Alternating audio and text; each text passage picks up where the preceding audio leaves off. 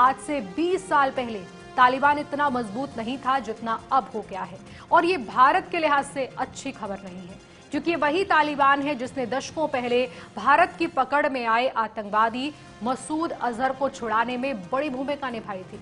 1999 के कंधार हाईजैक में तालिबान ने आतंकवादी मसूद अजहर को छुड़ाने में मदद की थी और तब से लेकर अब तक भारत अफगानिस्तान में तालिबान की चुनौती को कम करने के लिए काफी निवेश कर चुका है।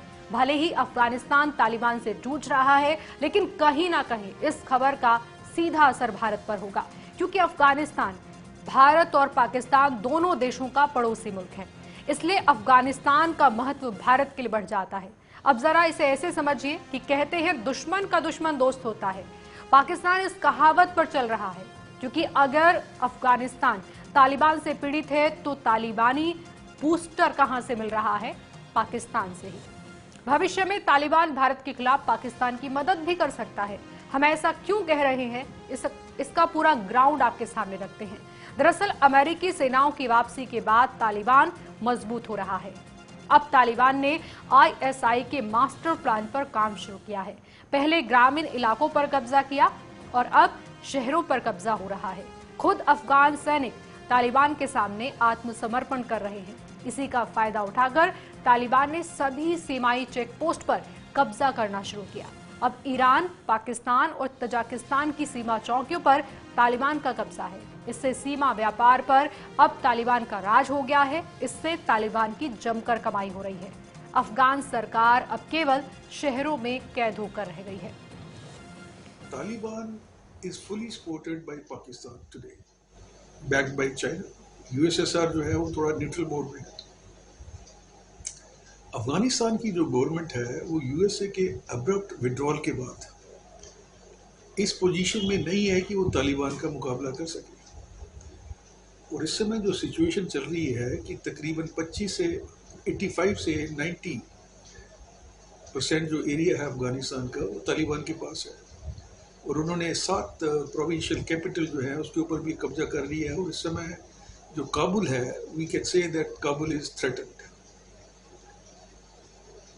अभी यूएसए ने जो एब्रप्टली विड्रॉ किया without empowering government, that is a very very strategically wrong and also not in favor of humanity, because इस समय वहाँ पे मर्द, औरतें, बच्चों, इनका तालिबान जो है वो इनको मार रहा है। और यूएसए अगर ये सोचता है कि वो एयर स्ट्राइक के दम पे तालिबान को काबू में कर लेगा तो वो होने वाला नहीं है, क्योंकि तालिबान जो है वो काफ़ी हद तक इसके अंदर मिक्स कर चुके हैं। जहाँ तक भारत का सवाल है, भारत तकरीबन वहाँ पे $3 बिलियन की लागत से 400 प्रोजेक्ट चला रहा है। वो अगर तालिबान पावर में आ जाते हैं तो वो सारे प्रोजेक्ट जो हैं वो डिस्ट्रॉय कर दिए जाएंगे। फिलहाल तो एक्सपर्ट्स को लगता है कि अंतिम लड़ाई काबुल के लिए होगी और सितंबर महीने में जंग शुरू हो सकती है। संभव यह है कि लड़ाई लंबे और बड़े स्तर पर हो, अफगानिस्तान की हार हो जाए, क्योंकि अमेरिका जो तालिबान से लगातार अफगानियों को बचा रहा था, उसने 2 टूक कह दिया कि जिसकी लड़ाई वही लड़े। जो बाइडेन ने तो फिलहाल अपनी सेना को वापस बुला ही लिया है और अब इसको लेकर अफगानिस्तान ने खुले मंच से उन्हें ब्लेम किया है। अब जरा समझिए कि जो बाइडेन ने अपने जवाब में कितनी बड़ी बात कह दी है। हमने 20 सालों से $1 ट्रिलियन से ज्यादा खर्च कर दिया है। पिछले 20 साल में हमने 3 लाख से ज्यादा अफगान बलों को प्रशिक्षित और आधुनिक उपकरणों से लैस किया है। अब अफगान नेताओं को एक साथ आना होगा, उन्हें अपने लिए और अपने देश के लिए लड़ना होगा। हम अपनी प्रतिबद्धता को जारी रखेंगे और उन्हें देश से अमेरिकी सैनिकों को वापस लेने के अपने फैसले पर कोई खेद नहीं है। जो बाइडेन के इस बयान ने भले ही अफगानियों को आत्मनिर्भर बनने का मैसेज दिया हो, लेकिन सच्चाई ये है कि तालिबान इसे एक बड़ा मौका मानकर चल रहा है। तालिबान ने बड़े स्तर पर अफगानिस्तान पर कब्जा जमा लिया है। हालात क्या हैं उसे और करीब से समझिए। 5 दिन के अंदर तालिबान ने 5 प्रांतीय राजधानियों पर कब्जा किया है। उत्तर में कुंदूज, सरेपोल और तालोकान, जिस पर तालिबान का कब्जा हो चुका है। ये शहर अपने ही नाम के प्रांतों की राजधानियां हैं। तालिबान ने निमरोज प्रांत की राजधानी जरांज पर कब्जा कर लिया है।